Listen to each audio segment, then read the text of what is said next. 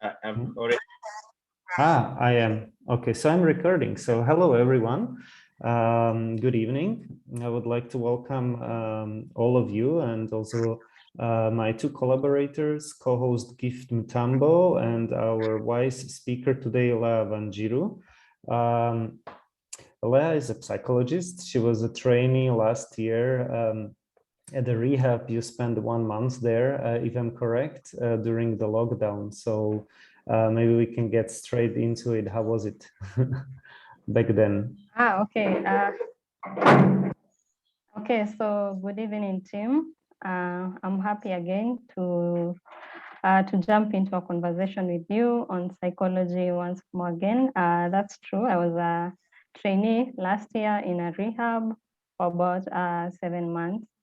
Yeah, and I have on board, I've brought my other psychology to help me with this subject as well. Yeah, so thank you. Oh, nice. That's nice.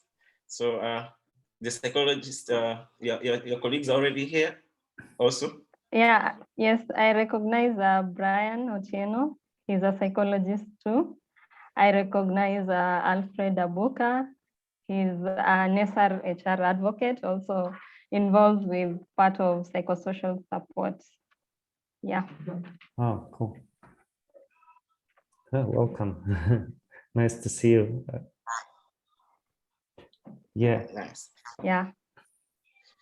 So maybe if Brian can also say hi just to us so that we can give you an opportunity at this time.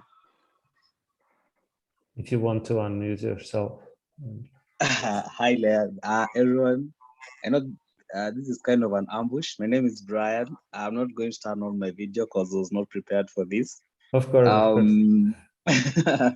But I'm glad to join the conversation. I'm looking forward to a well-defined conversation and even contributing where I can.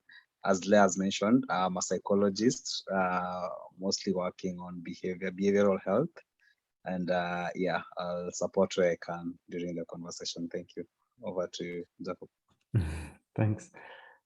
Okay, so yeah, maybe getting straight to the topic. So Leah, what did you learn about addictions maybe during your stay in the rehab as a worker, not as a client? Or what do you, how do you see it now after COVID, let's say?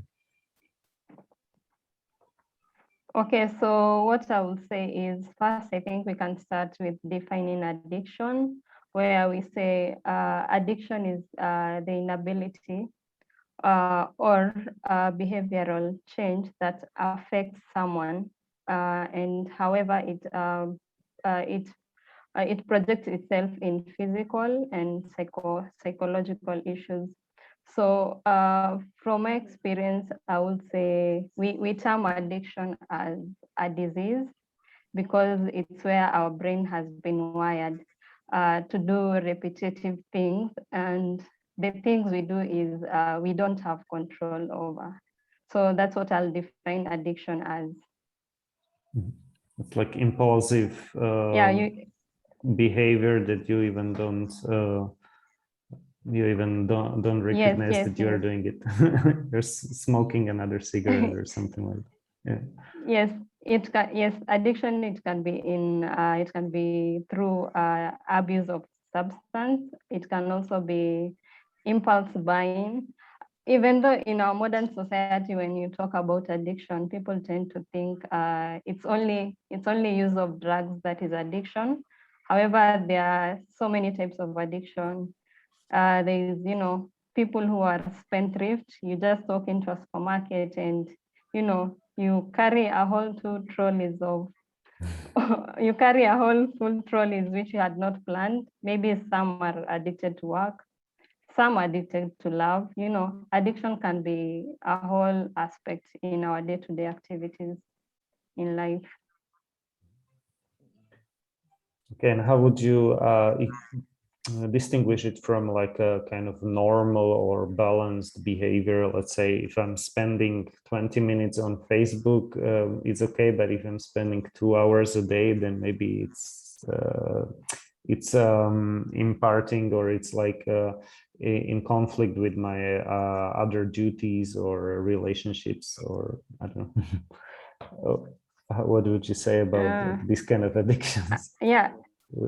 Or what is the right balance, maybe? Okay, so I will say, okay, there's never a right balance in life, because if you compare, if we say like we all know how to do things with logic, then I think there's no one perfect, because I think we all have calendars.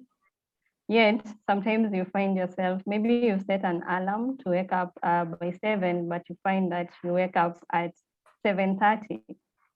If Yeah. logic really works, then I think we will all be perfect human beings. But the truth is, it's a myth it's a myth to say that because, okay, let me use the example where in society we tend to condemn addicts because we think it's a choice that they make to be addicts. However, it's not a choice. This is a repetitive behavior that is wired in your brain. So that's why you find someone saying, you never know why you walk in a bar and you say, today I'm taking one bottle, but you end up walking away from the bar in the morning. How would you explain that? You can't even explain why you did that. Yeah. Because these are unconscious things that happen within our brain. Yeah. Gift, what is your question or take on this? Yeah, maybe I can just ask, maybe what are the risks for addictions, like addiction, like. Okay, so if we talk on addiction on substance, we can say the risk that are involved is one, there's the hangover that comes with addiction. Sometimes the use of or misuse of drugs sometimes tend to give our bodies withdrawal symptoms. You find that in the morning you wake up and you have a chronic headache. Sometimes you fail on your relationship because of addiction. And sometimes you also fail to wake up to work. Or even let us not go far, but sometimes you find even your own hygiene. You cannot perform small tasks because one, it's it's let me define the aspect of addiction. We have social users. This is someone who just, they only drink because there's a social event. And then there are hard drinkers. These are a person who drink and they're kind of dependent on the drug. And then there are functional users. These functional users, we define them as people who cannot work without alcohol. And I think it's something we can resonate with, especially some of us, because we found ourselves in such situations. And then there are those chronic drinkers who are in the rock bottom. This person cannot do without the drug. So if they wake up in the morning, there's nothing in their priority before he gets his 1 or 2 bottles. Yeah. So that is what I can resonate with. Okay, just in a scenario where one of my friends is a drug addict, and I just want to raise that question. How can I talk to him or her without being hurtful to him or her, that is? Okay, first, let's acknowledge that addiction is a disease like HIV. You see, addiction doesn't have a cure, and that's why we find people struggling with relapse. Maybe because there's the stigma out there.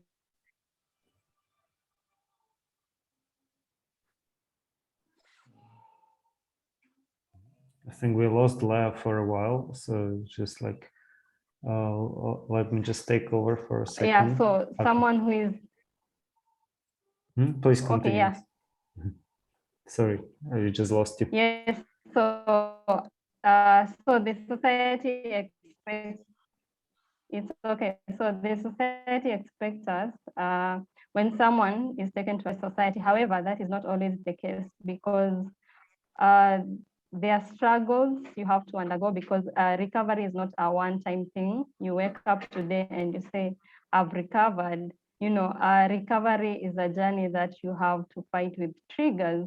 And maybe one of the trigger that is triggering you to drink is not even the bottle. Sometimes it may be your family or your spouse or even your sibling. Another trigger might be someone who sees an advert in a TV, and that is already a trigger because once you're addicted, you tend to have cravings, and this constant cravings is what makes someone to relapse. Yeah. So it's kind of like a. Sorry. Yeah. So there's so if someone okay, we tend to say that if someone continues having cravings over say alcohol, then we are told maybe you can find a substitute. Let's say you can drink water, you can take juice, but also it has to come, it has to be a decision from you yourself, not other people telling you, you know what, we don't want to see you taking alcohol, you know, this thing is not helping you. Because at the end of the day, if someone has not decided to change, then he's not going to change, no matter how many rehabs you take. It's not a one-time decision. This is a journey he's fighting through, and you have to give someone time until they get where they are going. Yeah. Okay, and what about the harm reduction? Or okay, so maybe first, if we go to the process of addiction. So you said it's kind of like there are different from functional to chronic to, I don't know, social drinker, or let's say a social addict. It's not just about alcohol, but other substances or non-substantive addictions, or how to call it. But okay, so there is this kind of process, or how you can get into it more, or maybe like at first there is some kind of positive, you get something out of it, like a higher efficiency, or you work better or something, but then there are these diminishing returns, and suddenly you kind of you just need the substance maybe to just get to the zero level, or just to get where you were maybe before, even without the substance. So it's not helping, it's harming you. So maybe what is the process? Oh, okay. Okay, so usually, actually, let me highlight it in terms of drugs category. So actually, the most deadliest drug is alcohol. So when, let's say you're taken in a rehab, you know, there's no like smart reduction. The only thing that you can be helped to overcome withdrawals is just water. So sometimes you find that patients experience seizures, like they have a lot of tremors, and before alcohol gets out in your body, it takes quite some time. So for cigarettes, sometimes it's hard. You know, there are guys who are put on smart reduction. Let's say the time you came to a rehab, you used to smoke like 6 cigarettes. So when you come, then they are reduced. Let's say from today you're given 8. After a week or two, you're given 6, and then 4, and then 2, in that order. Because sometimes there are those drugs that you are highly addicted and they are really, really into the system. So for cigarettes, you tend to do the smart reduction. However, for these other drugs, okay, in serious cases where you have other related diseases, then you know, there's involved of medication. But in serious cases of alcoholism, my friend, you'll suffer. It's never easy, but you know, the withdrawals, they really.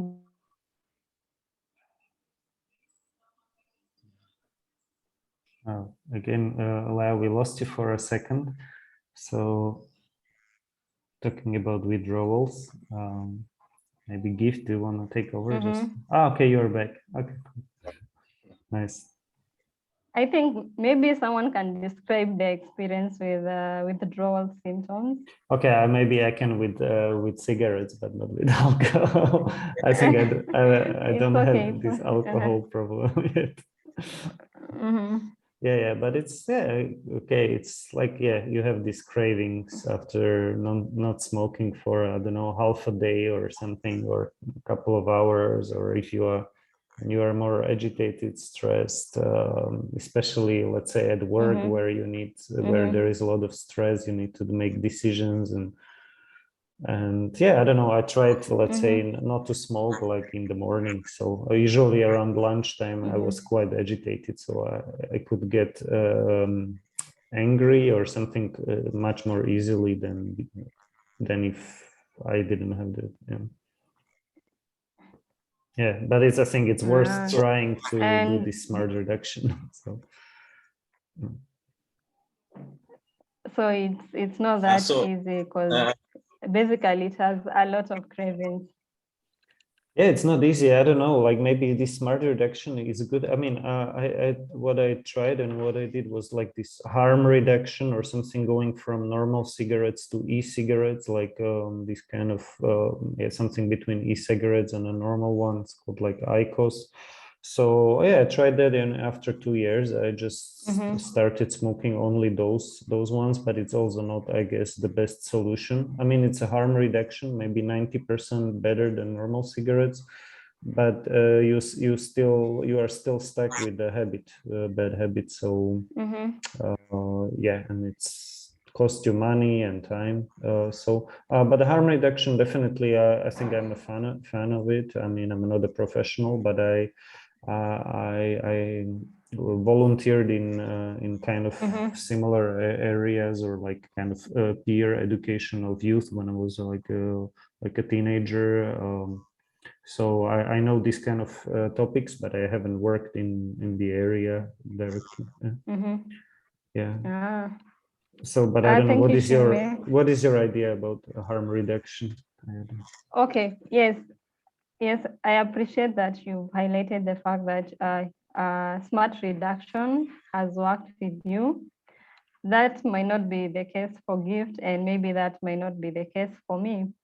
Maybe for me, I might wake up one day and, the cravings are totally gone, because sometimes it's in the head, these cravings keep coming to you, they always get your mind at a certain thing, and your brain usually tells you, if I don't get that cigarette, then there is nothing else that will, satisfy my craving. So I think it's a different technique, and everyone has a different way. Maybe someone can overcome craving by maybe looking for an engaging activity. It can be exercise, and you might find that might work for him. Someone might check in a rehab, and that might work for them. But I usually say it takes time before you discover what works for you. Yeah. Maybe what about maybe associating yourself with your peer? Will it help you also kind of reduce? Because at some point I know some people get addicted due to their friends, the cycle that they have. Like they normally go to drink or go to smoke together. So does that help also? Okay, there's this support group we call AA meetings, where Alcoholic Anonymous usually meet, share their issues, because these are people who are experiencing the same problem. So if you sit down and maybe Gift's issue of alcoholism is triggered by family, and maybe mine is triggered by work. You see, when I tend to hear stories about how people are recovering, then it creates an enabling and healthy environment, which makes you cut off. Of course, if you know your peers are bad influence, and definitely when you meet with them, you're gonna end up taking the bottle, then you have to avoid such company. if at all you are seeking your sobriety, because sobriety is an individual journey. It's not something that you'll say, I will fight for my sobriety, even if I tag along my friends who they are drinking, and yet you want to, you want to cut them off. Okay, so Tina doesn't have a sound or something, but she shared her story. Like, I can relate with you, Jakub. It took a traumatic experience for me to quit completely 5 years ago. It's all in the mind, as Leah says. So yeah, thank you. I mean, I think it's also about like how you can deal with pain or something. So I'm trying to exercise or trying to become a bit stronger, but like this quitting the smoking habit, it's quite tough for me, but for alcohol, let's say, I think fasting works, like at least like reducing weekly amounts of drinking, or the days when people drink, or let's say having like a dry January or October.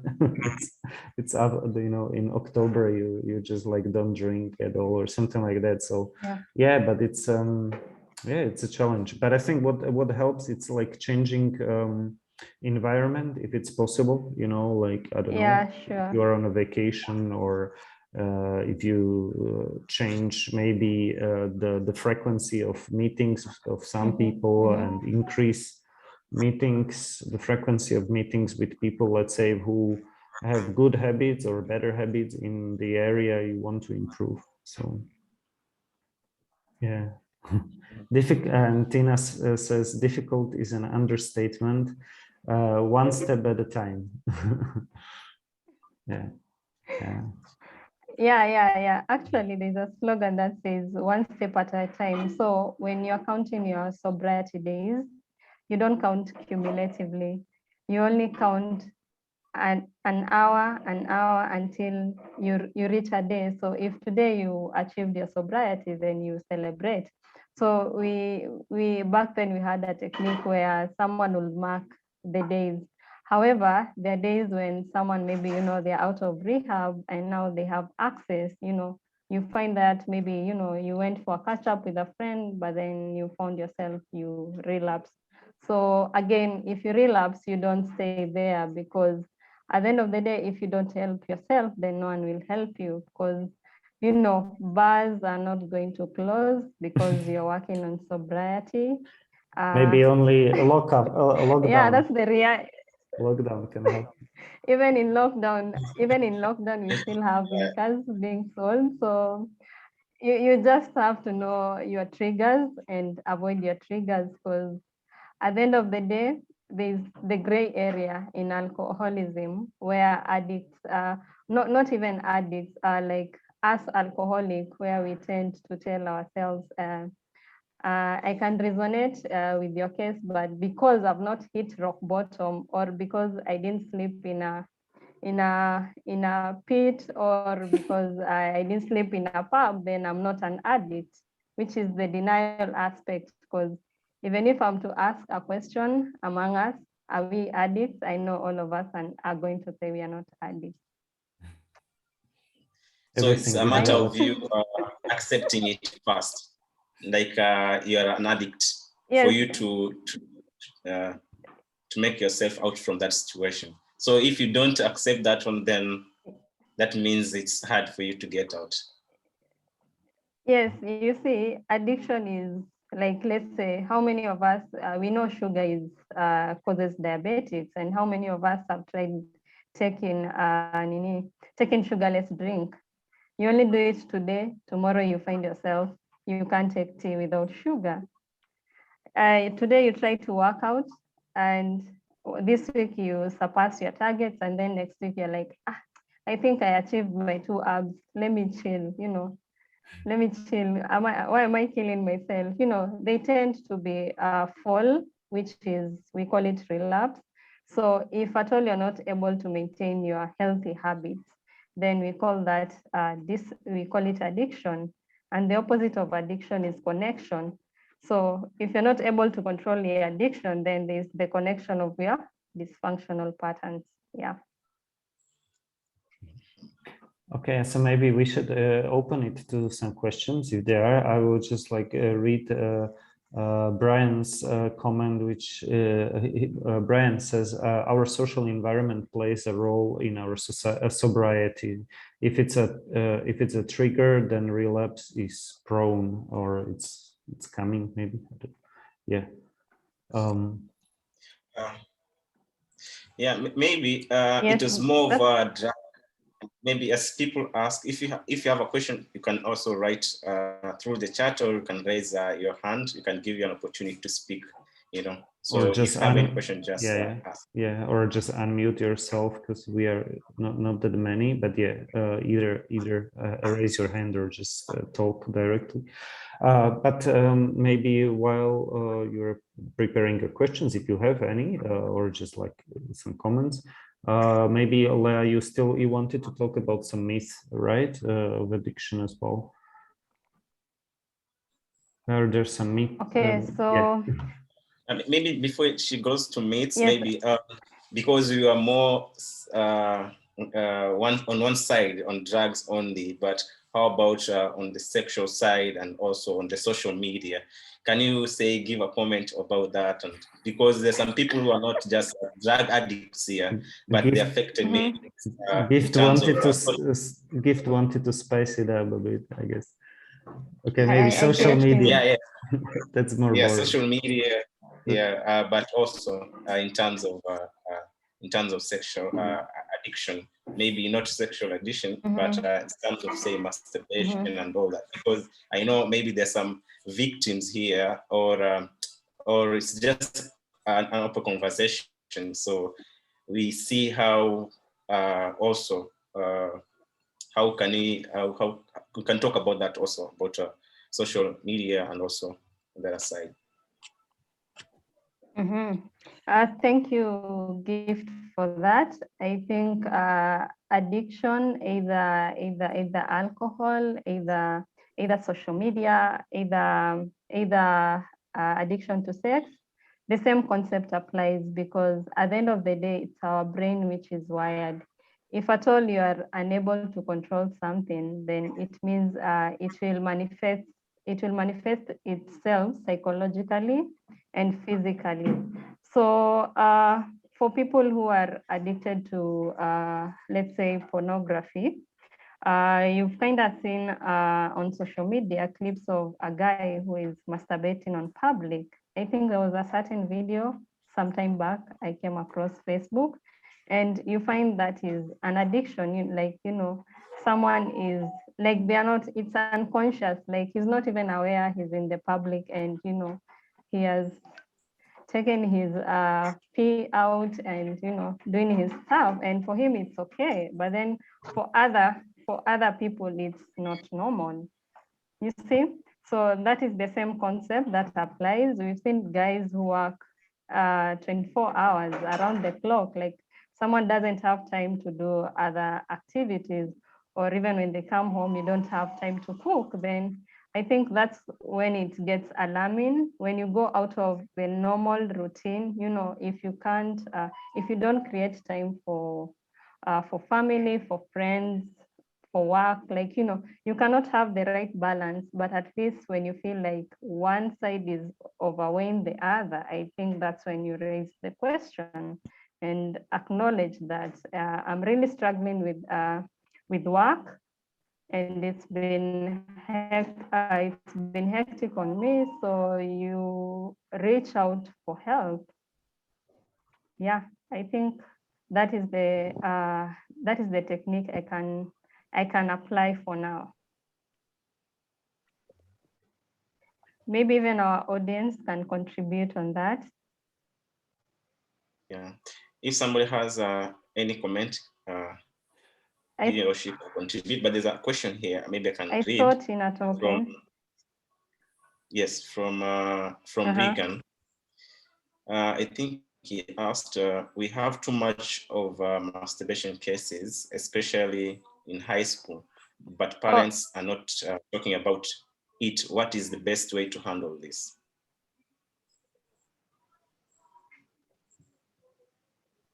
So Leah.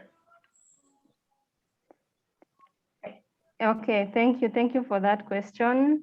With our generation, I think it's high time our parents appreciate that our younger generations are having sex, and it's high time because we know with COVID, parents became so busy, some lost jobs, and they tend to deviate parenting. You know, as long as as long as a parent has provided food, then for them it's okay, but then that is not the case. I will urge the parents to create time and have one-on-one. Normalize these sexual talks with your kid, because at the end of the day, it's a biological process which is there and we cannot ignore. So if parents can adopt the technique of, you know, telling your kid, you know, your breasts are going to grow, your chest will broaden, boys will come after you, then I think preparedness will save us the crisis. Yeah. Okay. I That's can nice. also encourage the parents. Yeah, thank you. Yeah, Yeah, you just sorry. go on. Yeah, I'm trying to set up another Zoom, but probably because we will run out of time in 7 minutes, I guess. Next time I should buy the license, I guess. So, but I don't know if Gift or I can set up a new one, or we take some break and we start and it, we start, or we can actually close it in maybe after 40 minutes. So we have still some 7 minutes, okay? And then we can, what do you think? Okay. Shall we just close it, and then, because it's kind of late in Kenya, right? So in 7 minutes. So maybe if you have questions, or what do you think? Wow. Yeah, I think we can wind up. Okay, so but of course, these kind of like I mean, it's also important, these kind of addictions, like you said, social media, or like various like from porn to like gambling and this kind of how do you call it, non-substantive, or how do you call it in like it's not substance abuse, but it's something, how do you call it in English? This kind of, I think like, it's substance abuse disorder. Yeah, so it's not substance, but it's like gambling. So, but what about social media, or let's say this kind of like, because probably all of us are addicted if we are not really smart users, but because these kind of algorithms are so addictive and stuff. So how to deal with these, like how to find time for deep work, for concentration, for family, maybe if you and for some deep studies, instead of just like arguing with people on Twitter or Facebook. Yeah, I think that we can call it a behavioral change, where instead of spending time on social media, you know, just going through Facebook, Instagram, you can utilize the time to maybe learn something better, or you can channel a post to educate someone on something, just being creative rather than, you know, being on social media for over 10 hours in a day. I think if our gadgets were to calculate the time we spend on social media, most of us will be shocked. Totally shocked. Yeah. But maybe, I don't know if you have some tips and tricks, not just Leah, but anyone, how to do it, like how to set up some timers. Yeah, there are some smart locks or something on browsers, but I don't use it. I don't know. Just trying to meditate in the morning a little bit, and maybe do some yoga or something, and some mindfulness meditation, and then just to observe like what you are doing, like, oh, again, being on Instagram, like, why am I on Instagram now? Like, what's the point, like in the middle of the day, or I don't know. Yeah, to maybe set a special time to do this thing.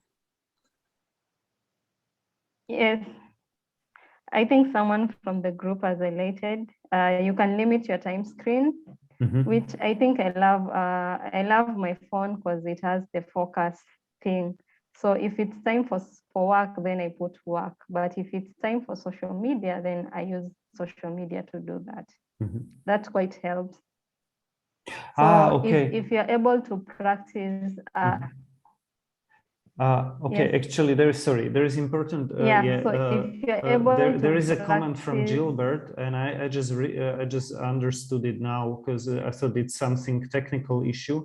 But Gilbert says that when people are joining, that they are not recognized and or maybe I guess greeted. So hello everyone who is joining during our talk. Sorry, it's just maybe my poor multitasking skills are but hello and everyone, as we said before, if you want to say something or ask something, so feel free and let's make it more interactive. So and Komu says that I think with social media we should limit our screen time, reduce it as time goes from maybe 5 hours to 3 hours a day. So again, this is what Leah talked about, this principle of smart reduction. Like, let's say 1 week you decide you smoke 10 cigarettes, and next week only 8, and then 6. Okay, hello. If anyone wants to say something. Yes. And thank you, Gilbert, for the comment. It's true. We should recognize people. So there is one question from Brian. Is there a good addiction? Addiction to love? Maybe, I don't know. Maybe not. I don't know. What's your question? What's your opinion? I think I would say I would define good addiction as something that is meaningful and positive. But if it's bad addiction, then it means it's something that is causing you harm, or even displaying itself, or even manifesting physically. Maybe you're causing danger, you're causing harm around your family, around people within you. So good addiction, yes, there is good addiction. I would say reading a book. There are people who are addicted to reading books, like Shimek. That's good addiction. Yeah, well, yeah, but I think it's maybe what is the right measure, right? If you would be reading all the time and not working, that probably it's addiction. Like listening to podcasts. I love it, but I think it's like you spend half of the weekend listening to podcasts instead of being with your partner, then probably it's becoming an addiction. So yes, I think it's striking the right balance when you're doing things. That's good addiction. But when you're not delivering the other side you're supposed to deliver, then I think that's where we say it's bad addiction. That will be my perspective.